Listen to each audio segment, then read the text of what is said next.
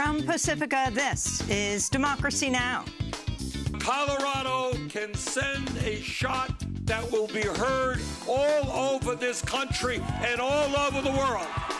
Because if you can pass Colorado Cares, then I guarantee you states all over this country will be following in your footsteps. As millions go to the polls today, we'll look at some of the most important decisions voters will make.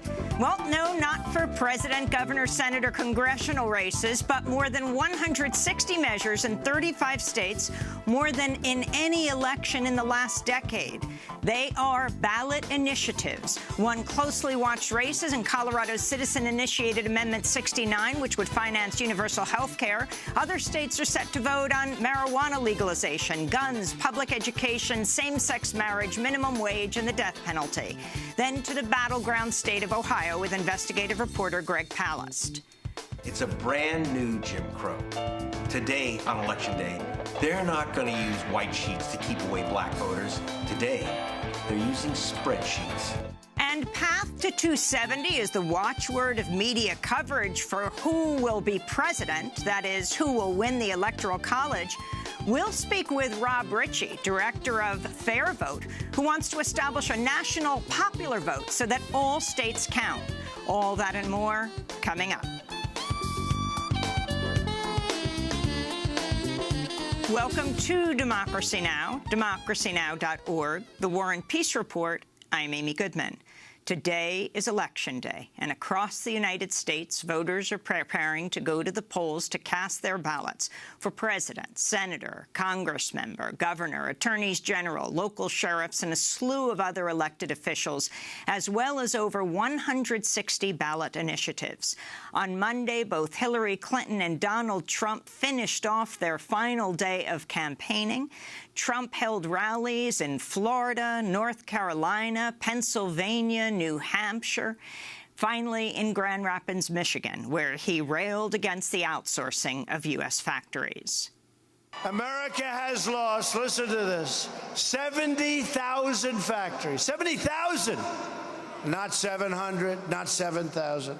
70,000 factories since China entered the World Trade Organization. Another Bill and Hillary-backed disaster. We are living through the greatest jobs theft in the history of the world. There's never been anything like this. Our jobs are being stolen like candy from a baby. Not going to happen anymore, folks. There are going to be consequences. Hillary Clinton, meanwhile, had two rallies in Pennsylvania, a huge rally in Philadelphia of about 20,000 people, another in Pittsburgh, as well as rallies in Allendale, Michigan, and Raleigh, North Carolina, where she drew a contrast between herself and Donald Trump. It is a choice between division or unity, between strong, steady leadership or a loose cannon who could risk everything. It's a choice between an economy that works for everyone, not just those at the top. And it is a choice that really goes to the heart of who we are as Americans. What I saw before I came in and what I see now is a sense of potential, of joy. There is no reason, my friends, why America's best days are not ahead of us if we reach for them together. That's Hillary Clinton in Raleigh, North Carolina. As voters head to the polls today, Clinton has already won a tiny hamlet in New Hampshire, Dixville Notch, where the voting station opened at midnight and closed a half hour later after all 8 votes were cast. 4 for Hillary Clinton, 2 for Donald Trump, 1 for Gary Johnson, and a write-in vote for Mitt Romney. The Democratic Party is also hoping to regain control of the Senate today, where a third of all senators are up for re-election. The Republicans currently hold control of the Senate with 54 seats to the Democrats' 46. Across the country, there are a number of tight Senate races, including in New Hampshire, where Democrat Maggie Hassan is challenging Republican incumbent Kelly Ayotte. In Pennsylvania, where Democrat Katie Katie McGinty is challenging Republican incumbent Pat Toomey. And in Wisconsin, where Democrat Russ Feingold is challenging Republican incumbent Ron Johnson. If a surge of anti-Trump sentiment sweeps the down ballots, it's also possible, although unlikely, Democrats could regain control of the Republican-led House. There are also a number of progressive candidates running with the support of Bernie Sanders' organization, Our Revolution, including Zephyr Teachout, who's running for New York's 9th congressional seat, Chase Iron Eyes, who's running for North Dakota's at-large congressional district, and Pramila Jayapal, who is running for Washington's 7th congressional district. Tune in tonight for a special 5-hour Election Day broadcast starting at 7 p.m. Eastern here on democracynow.org and on many of your stations across the country. In more election news, Green Party presidential nominee Dr. Jill Stein has filed a complaint with the Federal Election Commission in Washington, D.C. against Hillary Clinton and Donald Trump, alleging illegal coordination with their super PACs. These so-called dark money groups are allowed to raise unlimited amounts of funds for candidates, but they're not allowed to coordinate directly with the campaigns.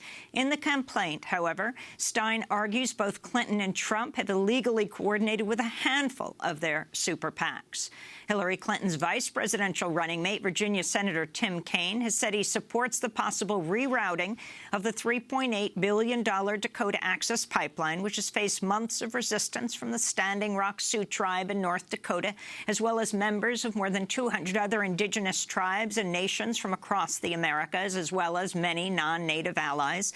Last week, President Obama said the Army Corps was considering plans to reroute the pipeline. It's already been rerouted at least once away from Bismarck and Mandan, North Dakota, amidst objections from the area's mostly white residents over the possibility of water contamination. This is Senator Tim Kaine in an interview with Fusion. Standing Rock protests. Senator Sanders has said the Dakota Access Pipeline must be stopped. Do you agree or disagree? Well, certainly the questions that are raised about the route are important.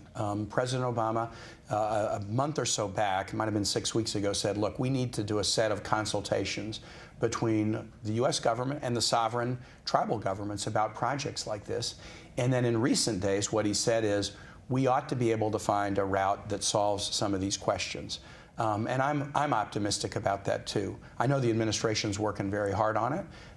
So you'd be in support of rerouting it? Well, look, they've already rerouted it once. It was routed to be near Bismarck, and then that route was changed. So if it's changed once, if it's an important enough project, you ought to be able to find a route that works.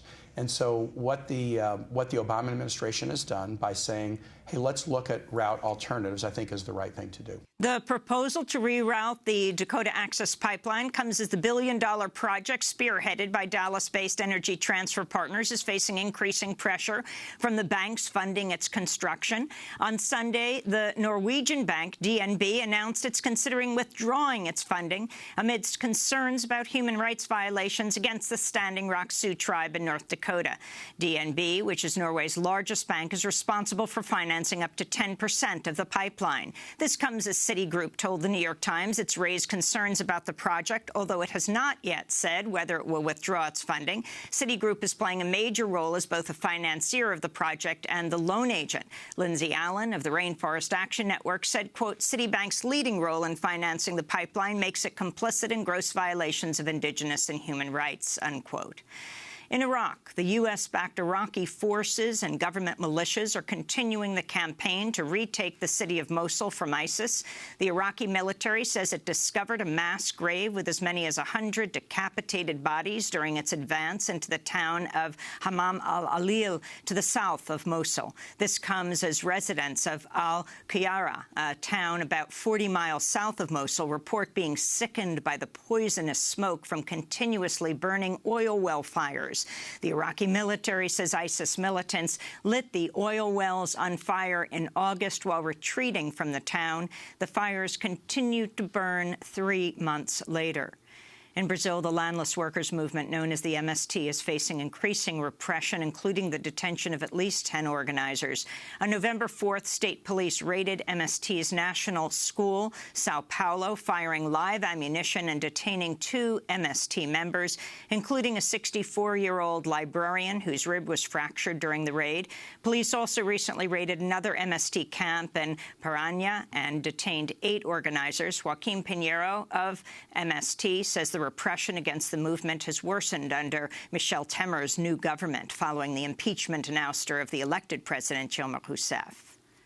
All of this is happening in the context of persecution.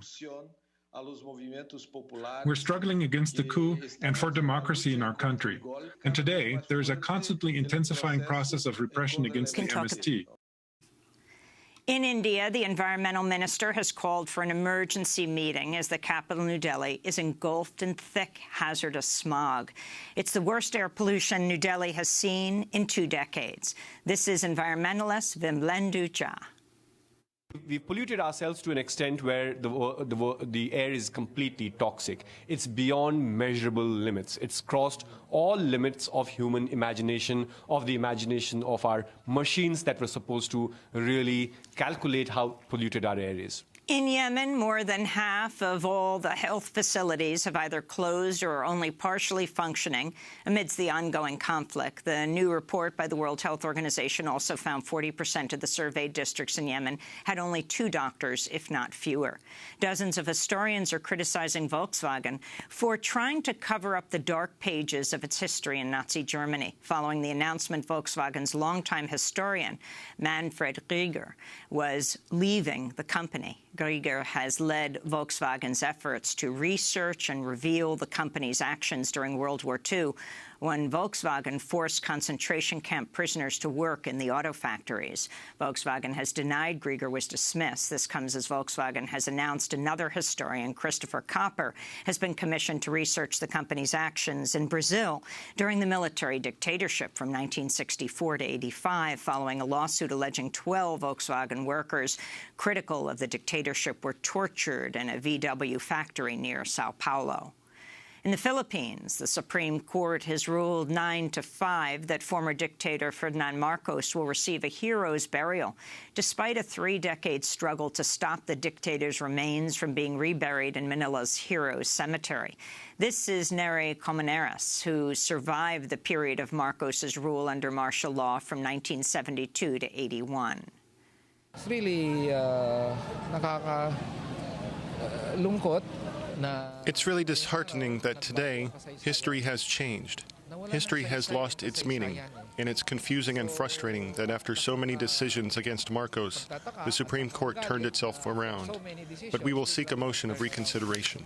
And in Rochester, New York, people have begun covering suffragist Susan B. Anthony's tombstone with "I voted" stickers to commemorate the 110th anniversary of her death in March 1906.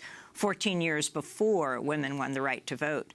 The New York Cemetery has extended its hours until 9 p.m. tonight to give more people time to visit her gravesite. And those are some of the headlines. This is Democracy Now!, democracynow.org, The War and Peace Report. I'm Amy Goodman. As the United States goes to the polls today, we begin with a look at some of the most important decisions voters will make. It's not president, governor, Senate, or congressional races, but more than 160 ballot initiatives are on the ballot in 35 states, more than in any election in the last decade. Marijuana legalization is on the ballot in 9 states. Other initiatives include reforms around guns, public education, the minimum wage, the death penalty, taxes, same-sex marriage. One closely watched race is Colorado's Amendment 69, a citizen-initiated constitutional amendment which, if passed, would finance universal health care there. Former Democratic presidential nominee Bernie Sanders spoke in support of the measure last month at a rally in Boulder. Colorado can send a shot that will be heard all over this country and all over the world.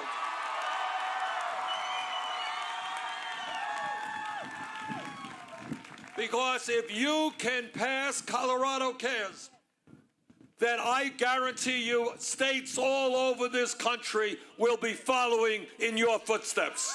In an editorial last month, the Denver Post editorial board suggested voters should reject the measure. This is Denver Post editorial page editor Chuck Plunkett.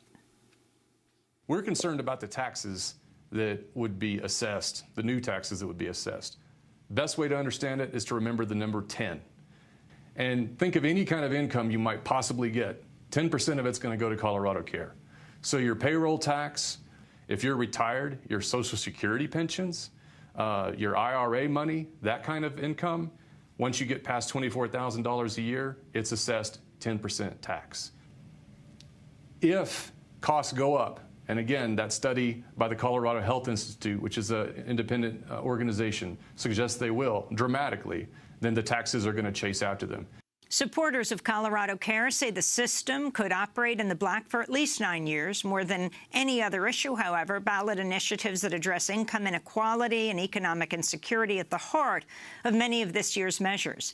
Maine, Colorado, Arizona, Washington all will vote on minimum wage increases. South Dakota will vote on protections against predatory lenders. And in the country's most expensive ballot initiative fight, Big Pharma has poured nearly $100 million into California's Proposition 61, which would prevent price gouging for prescription drugs. For more, we're joined by two guests. In Jackson, Mississippi, Justine Sarver is with us, Executive Director of the Ballot Initiative Strategy Center. And joining us from Washington, D.C., Sarah Anderson, Director of the Global Economy Project at the Institute for Policy Studies. Her article for Truth Out is headlined 17 Ballot Initiatives You Should Watch If You Care About Inequality. We welcome you both to Democracy Now! Let's go to Justine in Jackson, Mississippi first. Talk about ballot initiatives. There are more than 160 on the ballot across the country. Where do they come from? Who is behind them? It's great to be with you again. Thanks for having me. So the thing I love about ballot initiatives is just underneath what has been a sometimes absurd dialogue at the presidential level, we have issues on the ballot that voters really care about.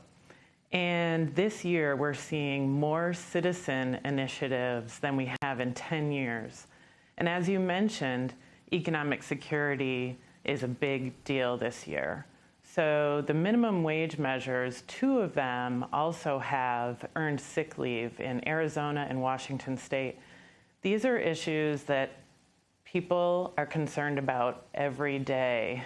And unfortunately, some of the issues have been lost in the debate this year. But voters get to go to the ballot and vote for a raise, vote for earned sick leave, and also, in a number of states, pass revenue increases that will protect and increase funding for public education and other critical services. Sarah Anderson, we began by talking about the initiative in Colorado, Colorado Cares, that deals with single-payer health care. Can you talk about what this battle is about and who is funding both sides? I think this is an example of many ballot initiatives this year that is really building on Bernie Sanders' efforts to put inequality at the center of the political debate. And you have the one in Colorado on public health care, but Bernie's also been very involved in Prop 61 in California about drug price gouging. He has been rallying folks there in the same way, and has also been saying that if it could pass there in much the same way as the Colorado one, it could really spark a national movement. In the Colorado one, of course, that's the most expensive ballot initiative fight in the country. Big Pharma has poured in $109 million into blocking that, and the latest polls show it's tied. So I think both of these will be real bellwethers in how people see these issues that, as Justine says, are hit very close to home. And you're saying that most expensive one is in California, where the drug companies have put in over $100 million. What about these issues of minimum wage? Well, in addition to what Justine mentioned about how there are 4 state ballot initiatives that would raise the minimum wage in different countries, I would lift up the one in Maine, which is very important because it would also phase out the sub-minimum wage for restaurant workers and other tipped workers who haven't gotten a federal minimum wage increase in 25 years. So it's an example of people not wanting to wait around for Washington to act. They're using this tool for direct democracy to take action into their own hands. Let's look at Arizona, one of the 4 states with ballot initiatives to increase the minimum wage. This is Maricopa County Supervisor Steve Gallardo, who's in favor of the measure, followed by Glenn Hamer, President and CEO of the Arizona Chamber of Commerce and Industry, who's against it. The two debated the issue on Arizona PBS. It's been 10 years since the voters had an opportunity to increase the minimum wage, and now it's time. I think, as you see, many families right now struggling to make ends meet. You know, they're working 2 jobs just to put food on the table. This modest increase to $10 come this January and going up to $12 by 2020, it's good. It's good for working families. It's good for our economy. It's good for Arizona, and it's time for us to address it. Well, the fact is the minimum wage does go up every year. That was part of the ballot initiative that passed about 10 years ago. We're now at $8.05. We have a considerably higher minimum wage than what exists on the federal level. The reason why we oppose this, Ted, is that this is going to cost jobs, and a lot of jobs for those at the entry-level portion of their career, number one. 2, this is going to hurt a lot of businesses, particularly small businesses in rural Arizona. Sarah Anderson at the Institute for Policy Studies, you deal with this a great deal. Your response? Well, the Economic Policy Institute and many others have done good research showing that when you raise the minimum wage, it increases domestic spending power and is good for the overall economy. And I would just remind folks that it was in the last election that 4 red states voted for minimum wage increases. And I think that was something that really empowered the whole Fight for 15 movement to show the broad appeal across the political spectrum for paying a living wage. And what's interesting on these minimum wage initiatives in the past is that Republicans, like Democrats, red states and blue states, have all supported these increases. Is that right, Sarah? That's correct. This is not a partisan issue necessarily, and I think people see it as a way to get people out to the polls because, as Justine said, these are issues that really affect people's daily lives. They can vote to give people a raise today, and that is much more concrete than a lot of the issues being discussed at the national level. We've discussed in the past, Justine Sarver and Jackson, the issue of drug legalization, of marijuana legalization, very much on the ballot in a number of states. Could increase the states where people who are using marijuana, 5% now, it's legal in the United States, could increase to 25%. Well, what's interesting here, I think, is, obviously marijuana advocates in 2012 set their sights on this election. And we're seeing that with 9 measures on the ballot across the country, either for medical or recreational legalization.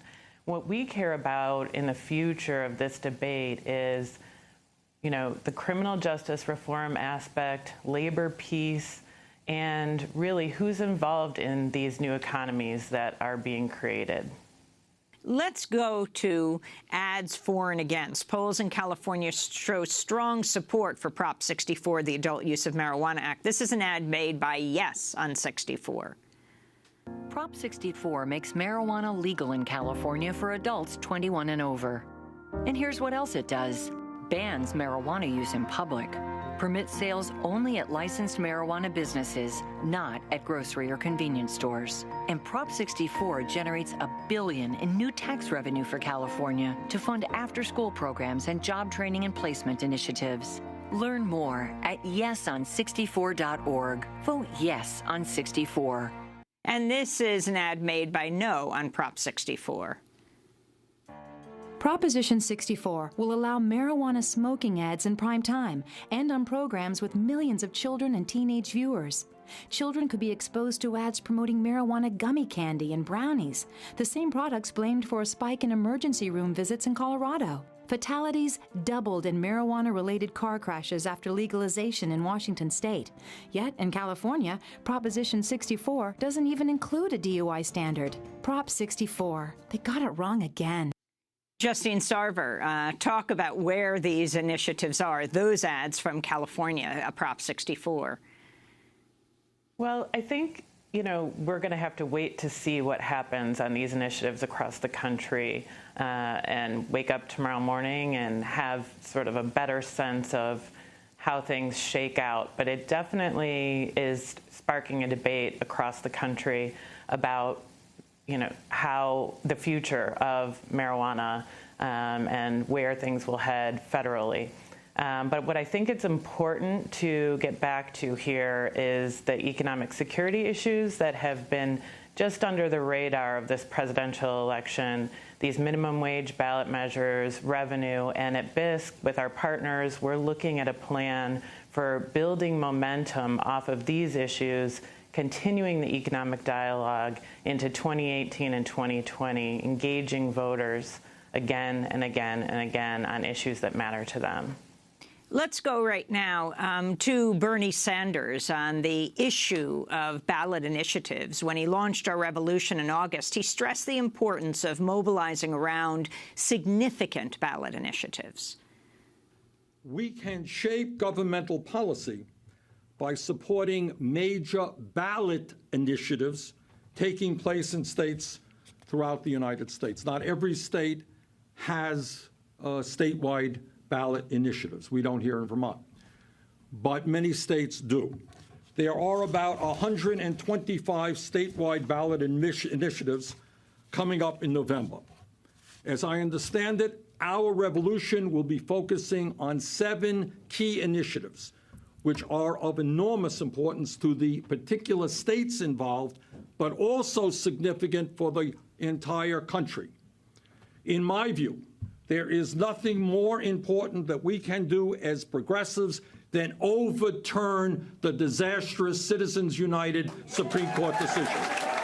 Sarah Anderson, what other ballot initiatives are you looking at in the more than 160 there are around the country? Thank you for asking.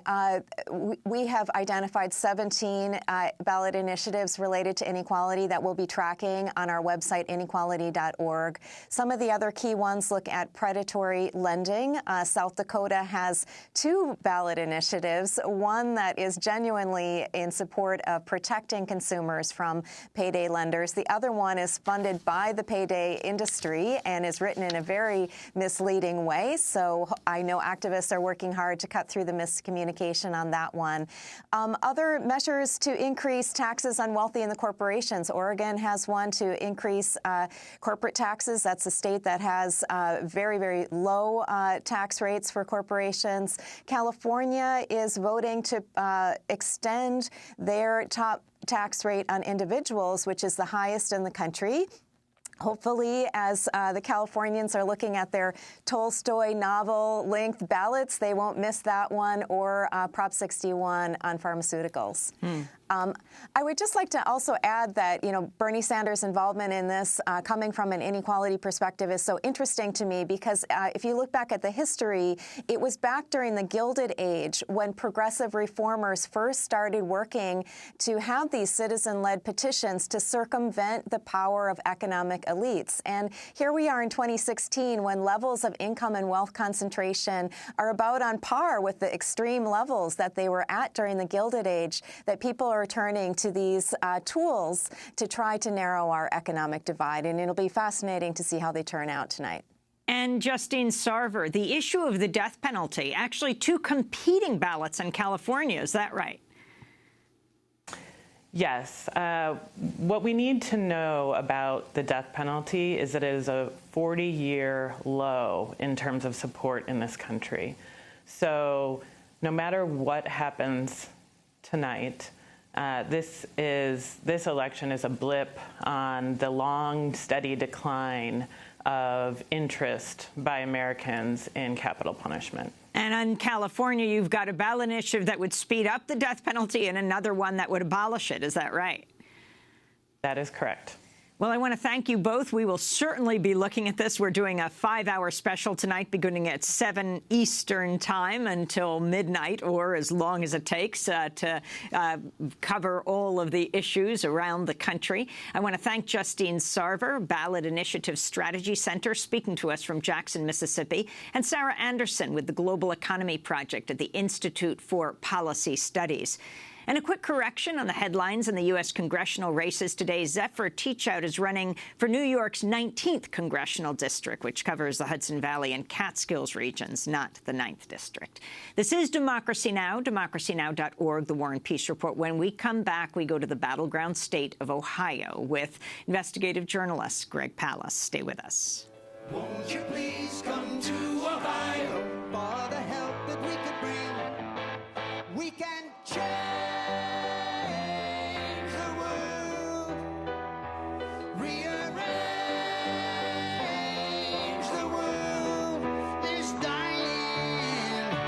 To get better.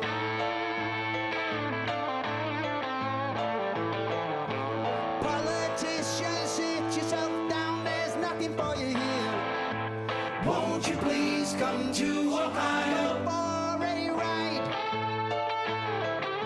And don't ask Barack to help you, he might turn the other ear. Won't you please come to Ohio, or else join the other side?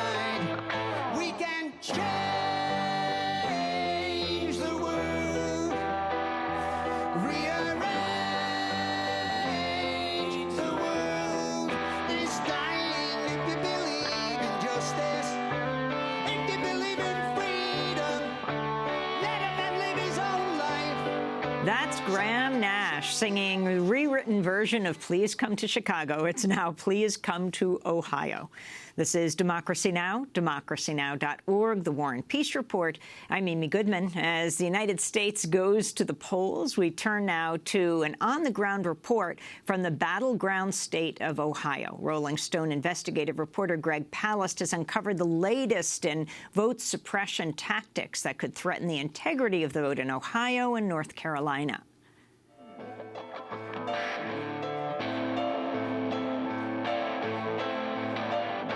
So your brother's bound and gagged, and they've chained him to a chair. Won't you please come to Ohio just to sing? All of America votes, but it's Ohio that decides who's going to be the president and who controls the Senate of the United States. There are those on both sides who say the vote can be hacked. The revelation comes as investigators are confident Russia is behind several recent cyber attacks to influence the U.S. elections. In Ohio in 2004, the mismatch of exit polls and the machine count that put George W. Bush back in the White House raised questions of the integrity of Ohio's voting machines. They had no paper ballots to allow an audit of the vote. But today, many new voting machines in Ohio have a built-in safety feature. Well, machines now can actually take a ballot image in the sequence of every single one cast to eliminate fraud if somebody tampers with the paper ballots. There's only one problem. They've decided to turn off the security. Election law attorney Robert Fitrakis represents Republicans and Democrats. He just discovered that the photo image and audit protection functions have literally been shut off. So they bought state-of-the-art equipment and turned off the security. We followed Fitrakis into state court in Columbus. He's seeking to order the Republican Secretary of State to turn on all the voter protections on the machines. We weren't allowed to film, but Republican officials argued that it would require a massive effort to turn on the protection applications. It's a drop-down box. Just like on your computer. Do you want ballot images of every ballot cast? You would think, yes. Same thing for the audit log. The judge, a Republican appointee, disagreed.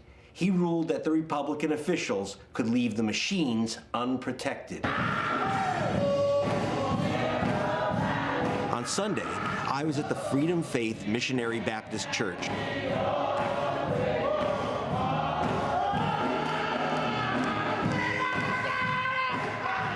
They're building their spirits to prepare to join other black churches from all over Ohio for Souls to the Polls Sunday voting.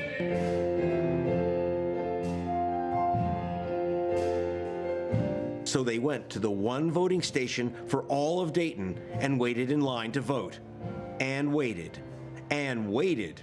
And waited and waited. 70% of the state's African Americans vote early. The line snaked up and down 3 floors and out into the parking lot. I had a friend, she just texted me, and she said that she was going home because she worked the 3rd shift and she couldn't stand in the long lines. Why? Because Republican Secretary of State John Husted said all counties can have only one single voting station on Souls to the Polls Day. She wanted to vote today.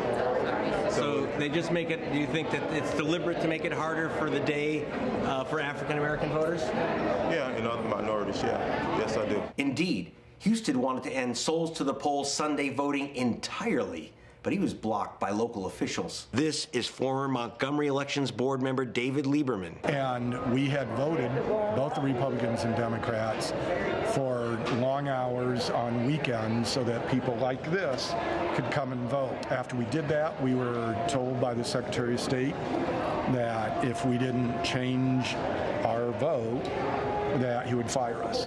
And so what happened? I got fired. If you want to eliminate that early voting, then yeah, the effect is a racial effect. And finally, we've uncovered a bigger threat than long lines or compromised machines. It comes out of the GOP's and Donald Trump's claim of voter fraud. This voting system is out of control. You have people, in my opinion, that are voting many, many times. Say what, Donald? You have people, in my opinion, that are voting many, many times. Reflecting Trump's claim of multiple voting Democrats, GOP-controlled states have purged nearly 1 million voters accused of voting or registering in 2 states. Ohio's Republican Secretary of State has a secret list of a whopping 497,000 double voting suspects. We got our hands on this confidential list, including such would-be criminal voters as Donald Alexander Webster Jr., who supposedly voted a second time in Virginia as Donald Eugene Webster Sr. We met with the would-be double voter. Donald Eugene Webster. That's not my middle name. Eugene is not your middle name? No. You ever use the name Eugene? No. They say you do.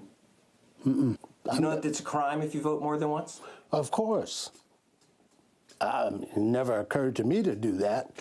You know, what's 2 votes going to do when you got thousands and thousands and thousands? You got to have a bunch of people doing that. Well, do you? Are you part of a large conspiracy? No, I'm not, sir. In fact, nearly 2 million voters on the list, called Crosscheck, have middle names that don't match. Like this one, Maria Isabel Hernandez, is supposed to be the same voter as Maria Cristina Hernandez. Who's on the list? Names like Hernandez, Wong, Garcia, Jackson. Our experts have calculated that fully 1 in 6 voters of color are on the Republican blacklist. We've asked voting rights attorney Fitrakis why Ohio's Republicans would use this cross-check scheme. He knows what he's doing is illegal. What he's doing is counting on bigotry to get away with it. He's picking first and last names only because he doesn't want to actually match people by using the middle name. He wants to purge blacks and Hispanics, and he's trying to make Ohio winnable in the only way he knows how, by stealing American citizens' votes. In North Carolina, we spoke to the man who brought Crosscheck to the South, Colonel Jay Delancey of the Voter Integrity Project. It's interstate Crosscheck. Okay, these are the states. When confronted with evidence of Crosscheck's racial bias, he chuckled. And you would think that Jim Crow rose from the dead. It's a brand new Jim Crow. Today, on Election Day, they're not going to use white sheets to keep away black voters. Today, they're using spreadsheets. Won't you please come to From Ohio, this is Greg Palast reporting for Democracy Now! And Greg Palast joins us now from Columbus, Ohio. Greg, thanks so much for that report, Rolling Stone investigative reporter. Explain further this cross-check list and what happens when people come up against it. Do they know they're coming up against it? No, they don't. It's really devious. And remember, the lists are secret. You know, you can tell from my hat that I'm an investigative reporter. So I got a hold of their secret lists, Amy. There are 7 million names on it, 7.2 million Americans suspected of voting twice, and about 1 million, from the information we received from Virginia, about 1 million will find their names missing today when they go to vote. They'll be given provisional ballots, which, if they're missing from the voter rolls, fair or not, they lose their vote. So about 1 in 7 of the 7 million are going to be without a vote today, and 30 Republican states concentrated in Ohio and in North Carolina. This could flip the Senate. Very good chance that this alone could flip the Senate. Explain again Donald Webster's story. And did this happen this year? Oh, yeah. No, this is we just filmed him for my movie. And his name is Donald Alexander Webster Jr. And according to the GOP blacklist, he is supposedly registered a second time to vote as Donald Eugene Webster Sr. Now, it's not just, at least 2 million of the names are on their face mismatched. And they say they use Social Security numbers to match people and say, oh, these are double voters. But those Social Security numbers are absolutely not used and absolutely missing.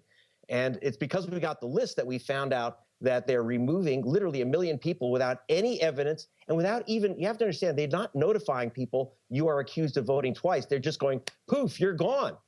Your problem. This is one of the biggest, this is the biggest purge game I've seen since Florida knocked off the fake felons, which I discovered back in 2000, accusing black men of being criminals and who can't vote. But in fact, their only crime is voting while black. At least they put an F next to their name so they knew that they were falsely accused of being felons. You don't know why you're removed. You're marked inactive or you simply vanish. And so you can insist on a provisional ballot. And when do those get counted? Well, if you're not on the voter rolls, Amy, you can't get counted. That's why it's provisional. The only thing that they do is check if your name is somehow in the central machine. They do not, even if they say, oh, yeah, you're not a double voter, you committed no crime, but you don't get your vote back. And you know it's suspect because if 1 million people really committed the crime of voting twice, you'd arrest them. You go to jail for 5 years, but they're not arresting people because they know their list is phony. And you could see it, but we literally just had to get it out the back door because they've kept it tightly under wraps. They don't want you to know who they're accusing. But I will tell you this, it's 1 in 6 voters of color in those 30 Republican states. 1 in 6 voters of color, Asian Americans. Now, especially. it's Ohio Secretary of State Husted, who was responding to Donald Trump's charge of a rigged election, who said it's not. So your response to Trump and Husted insisting that the election is not rigged? Well, it is rigged, and they should know because it's their buddies who are rigging it. And that's one of the problems. Chris Kobach, the white supremacist Secretary of State of Kansas, is the one who received all the lists and put them together. He secretly sent them out, and they're kept under wraps. And it becomes a hit list of voters of color once again. Now, in the case of Donald Webster, both of them, we don't let people go on camera and become our guinea pigs. We save their votes. And all you have to do is have some contact with your Secretary of State's office and get your vote back. But so most of those people will get their votes back, but 1 million, as of today, on this important day, will not. And finally, in the media, the only real discussions are hacking of email, not hacking of voting machines. The beginning of your piece talked about that and the security that's turned off. Explain that further. It's crazy. People have complained that voting machines don't have an audit trail and no picture of your ballot, no ballot. In fact, many of the new machines in Ohio and elsewhere actually have this function. And in Ohio, they deliberately turned off the audit function and turned off the function that takes a picture of every one of your marks on your ballot and times it so you can see if anyone's played games with those ballots. They have turned off those security features, and the courts say, well, they haven't stolen the election yet. Come back. If it's stolen, then you can complain. But once you can't go back in time and turn on the security features. You have to wonder, Amy, why in the world would you take off this valuable security feature, especially when the big bad Russians are supposed to hack our machines? Maybe it's not the Russians who are hacking our machines. Greg Palast, I want to thank you for being with us on the ground in Ohio. Greg Palast, Rolling Stone investigative reporter. His new film, The Best Democracy Money Can Buy, a tale of billionaires and ballot bandits, available online at gregpalast.com at no charge today. And we'll link to your piece in Rolling Stone, The GOP Stealth War Against Voters. The subtitle, Will an anti-voter fraud program designed by one of Trump's advisors deny tens of thousands their right to vote in November? This is Democracy Now! When we come back, the path to 270, that's what all the networks are talking about today. They're talking about the Electoral College. We'll speak with a group that wants to see the abolition of the Electoral College. Stay with us. I'm gonna tell you, fascists, you may be surprised. Some people in this world are getting organized. You're bound to lose. You're fascists bound to lose. All of your fascists bound to lose. I said, all of your fascists bound to lose. Yes, sir. All of your fascists bound to lose. You're bound to lose. You're fascists bound to lose. People of every country marching side to side, marching across these fields where 1 million fascists died. You're bound to lose. You're fascists bound to lose. All of your fascists bound to lose. I said, all of your fascists bound to lose. Yes, sir. All of your fascists bound to lose. You're bound to lose. You're fascists bound to lose. I'm going into this. All you fascists bound to lose. Words originally by Woody Guthrie. This is Democracy Now!, democracynow.org, The War and Peace Report. I'm Amy Goodman. Yes, today is Election Day here in the United States. The path to 270 is the watchword for media coverage of who will win the Electoral College, which raises the question, will everyone's vote count equally in determining the next president of the United States? The nation as a whole is not going to elect the next president. 12 states are.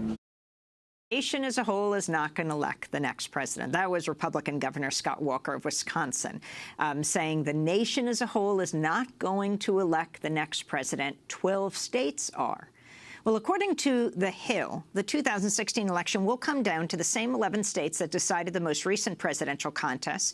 Meanwhile, 2/3 of the general election campaign events in the 2016 presidential race were held in just 6 states. Well, we turn now to the campaign for electoral reform. On Monday, New York Governor Andrew Cuomo signed legislation that recommits New York to the National Popular Vote Compact, past its 2018 expiration date. Under the compact, states across the country have pledged to award their electoral votes to the presidential candidate who wins the nationwide popular vote.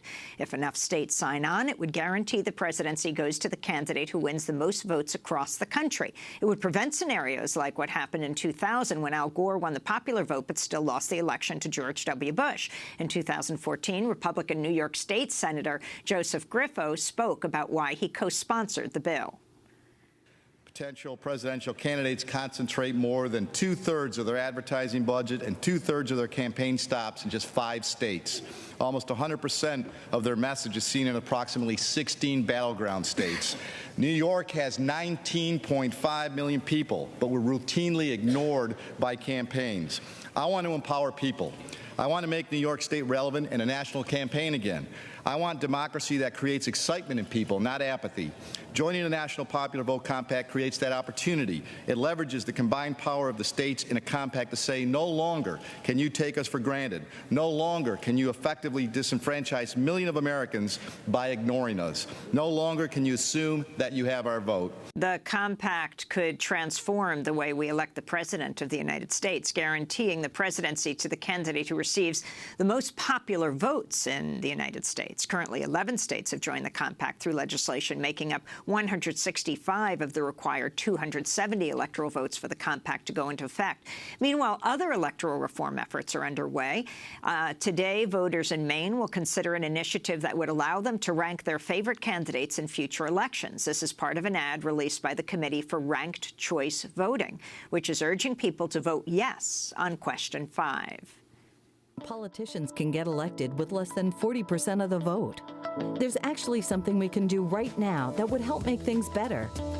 Ranked choice voting. Ranked choice voting gives you the power to rank as many or as few candidates as you like, from your first choice to your second choice to your third choice and so on. If there are more than 2 candidates running and no candidate wins a majority when the first choices are counted, the candidate with the fewest first choice rankings is eliminated. And voters who like that candidate best now have their vote instantly counted for the candidate they ranked as their second choice. This process is repeated until one candidate reaches a majority and wins. For more, we go to Washington, D.C., where we're joined by Rob Ritchie, co-founder and executive director of the electoral reform group Fair Vote, co-author of Every Vote Equal, a state-based plan for electing the president by national popular vote, also co-author of Reflecting All of Us, the case for proportional representation. Okay, Rob, explain.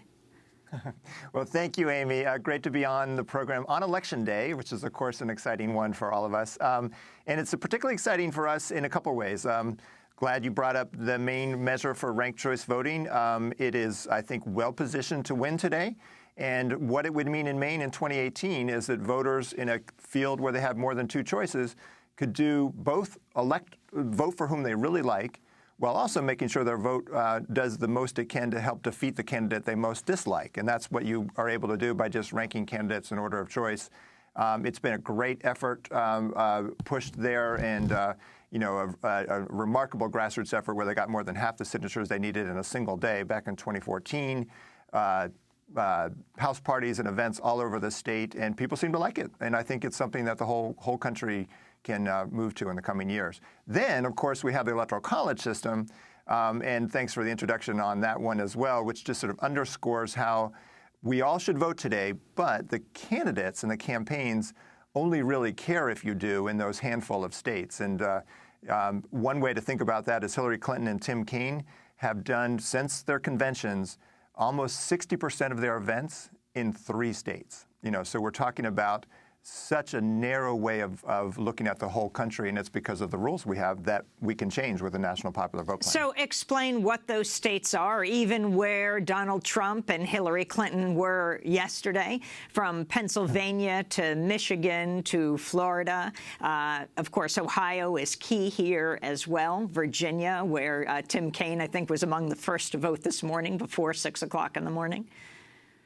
Yeah, well, it's a familiar list. For anyone who's followed campaigns the last few cycles, these are the states that always matter, right? And then most of us live in states where we should vote, and there's lots of things that may matter in those states, but the presidential vote is a foregone conclusion. But Clinton, her 3 big states were Florida, Pennsylvania, and North Carolina. So Ohio was 4th. If you add in that's almost up to, gets at about 3/4 of her campaign events in just those 4 states. And she and Tim Kaine only did 3 campaign events outside of the 11 states that were clearly marked battlegrounds based on the 2012 election. So what would happen if there weren't an electoral college? Well, this is one thing. Just the National Popular Vote Plan keeps the Electoral College. It just transforms what it does so a popular vote determines the presidency, the most votes in all 50 states and D.C. And what that would mean is, for the individual, is that you could do something about the presidential election no matter where you lived, right? You could knock on doors where you live. You could talk to your neighbors and feel that you're really part of the national election. And on the night of the election, they'd be adding up those votes. We might be interested in what the votes are in different states, but the real totals that matter would be the votes for the whole country when they're added up, and the one with the most votes would win. And that would mean that the candidates would have a whole different incentive to work with allies in all states. State parties would matter everywhere. And we have right now these sort of dead zones where it's just one-party fiefdoms. And I think the red and blue America is exaggerated by the fact that in most of the country, it's not a two-party system. It's really just a one-party dominance. Well, I want to thank you, Rob Ritchie, for joining us. Rob Ritchie speaking to us from Fair Vote in Washington, D.C. As we end today's broadcast, going back to, well, 16 years ago, when then President Bill Clinton called into radio stations in New York to get out to vote for Hillary for Senate in New York and Al Gore for president. Among the stations he called was WBAI in New York. He intended to spend 2 minutes, but WBAI host Gonzalo Alberto and I kept him on the phone for about half an hour. This is an excerpt of our conversation.